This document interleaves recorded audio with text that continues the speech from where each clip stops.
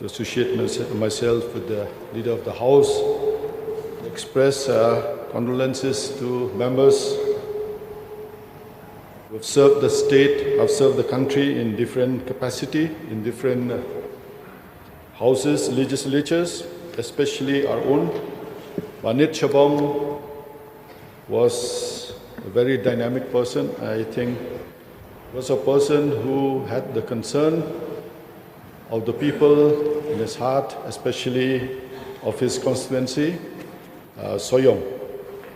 I remember he used to take up the congestion of Yo Molong and then how to connect his village, Soyong, and that area of Soyong known as Shiliangom to connect with this Upper Shillong. So he had initiated a project to connect through a road, but of course the road has been left incomplete.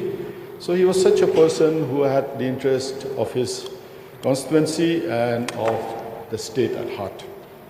And of course, Mr. Andrew Yaukniao, I've not known him personally, but I'm sure in his capacity as a legislator, and he served also as a minister of the state, he must have contributed to the welfare of the state. And of course, another person, Mr. Giri, I've not known him. So I'm sure in their capacity as legislators, they must have contributed to the welfare of the people and of the state. Of course, sir, as stated in the obituary references, we have lost quite a number of leaders, chief ministers, former speakers, MP, MLAs.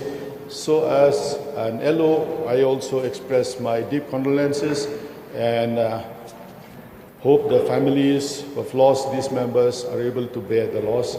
And I wish that God grants them peace and comfort when they've lost their loved ones. Thank you.